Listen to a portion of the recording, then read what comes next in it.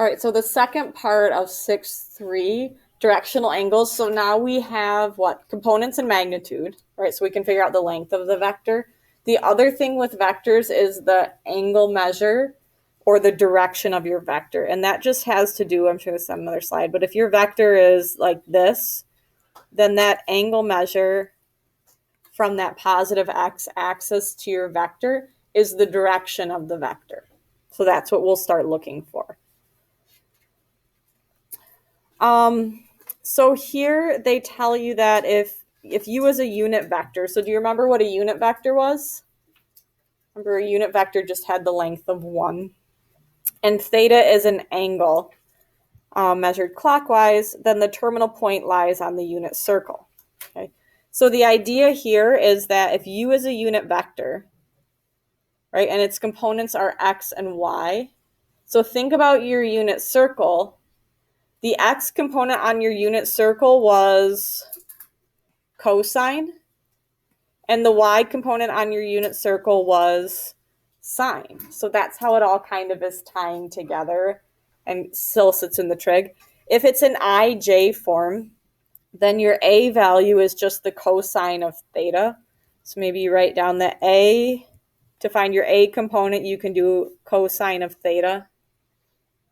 And to find your b component or your y component, you could do the sine of theta, right? So again, our components are x, y, or sometimes we'll call them a, b, where a coordinates with the x and the b coordinates with the y, right? Which those two then coordinate with sines and cosines like they did on your unit circle.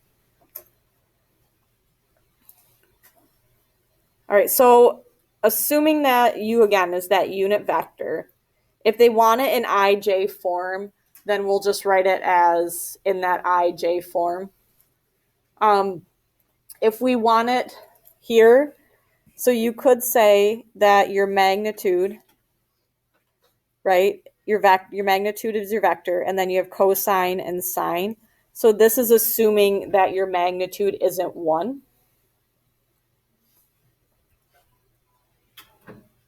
So if your magnitude is not 1, you still have to consider that magnitude in front of your cosine and your sine. So the idea there, if you have a magnitude of 3, that makes an angle of 30 degrees. To put it into your ij form, you would say 3, which is your magnitude, times the cosine of 30, and 3 times the sine of 30, and then you would use exact values. So if your angle measure is one of the angle measures from the unit circle, it's expected that these values here will be exact values because you know those on your circle. So make sure that you're using exact values if possible. And if you say, well, it's not possible because I don't know my unit circle, like that's not a reason to not use them.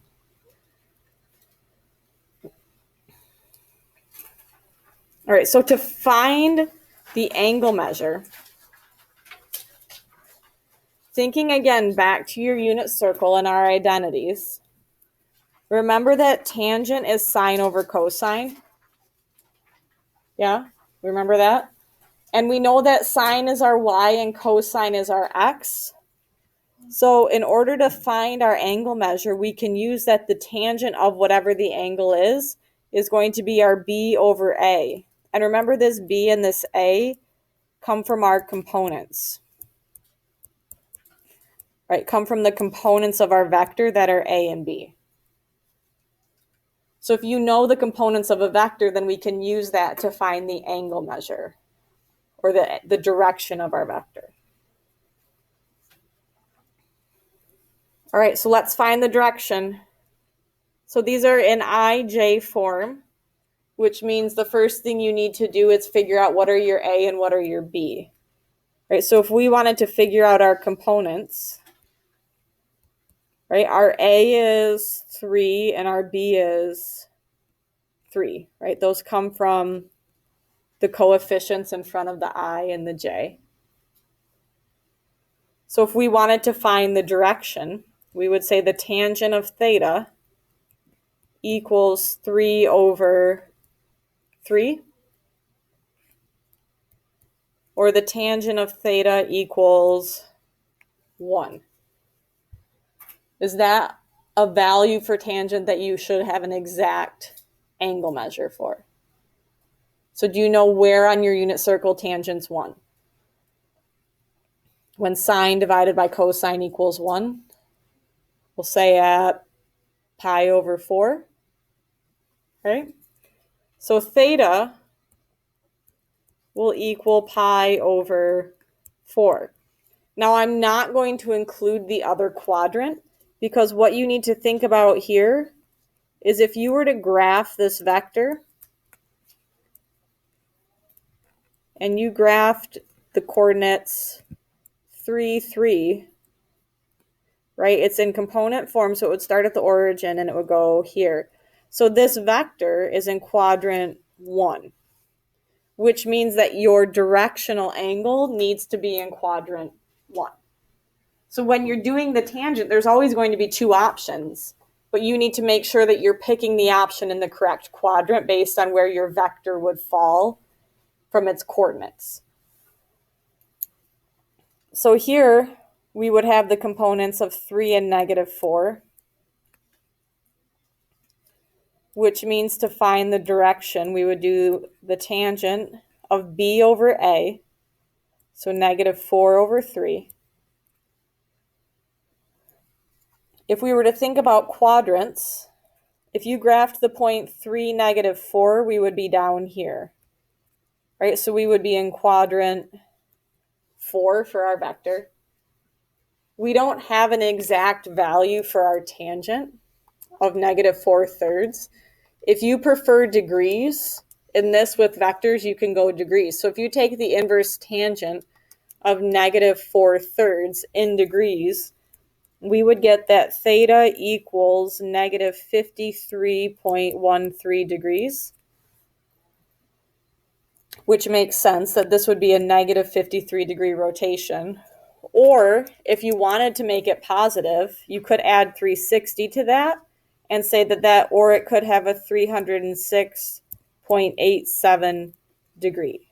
And that would come from adding 360. So just taking this angle, adding 360, and making it that positive rotation instead. But either answer would be acceptable.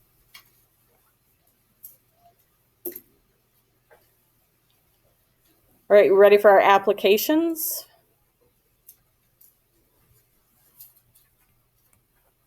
Do we have applications? Oh, this is just your formula sheet here. So this gives you all of the formulas from your formula sheet. So in example 9, this finding the component form of a vector. So we need to find the component form. So again, you remind yourself that that's my A and B. That represents the velocity of an airplane descending at a speed of 135 miles per hour. So if you're given a speed, your speed is going to be your magnitude, right? At an angle of 25 degrees below the horizontal. So visually, if you think about 25 degrees below the horizontal, you're looking like this, right? So 25 degrees below the horizontal would mean that for theta, we need to use a -25 degrees. And our magnitude for this vector, so we'll call it vector A, since it's an airplane. Our magnitude is 135. Well, I shouldn't use A. Don't use A. Because A is a component. We'll just call it V. So if we need to find our components, if you go back to your formula sheet, right, where it says component form can be written as the magnitude times cosine of theta and the magnitude times the sine of theta. So if we want to find our components, our A will be the magnitude 135 times the cosine of -25. And our B will be 135 times the sine of negative 25. And since we don't have exact values for 25, but these are in degrees, so you need to make sure your calculators are in degrees. We get that A is 122.35 and B is negative 57.05. The question says find the component form, so your answer actually needs to be in component form.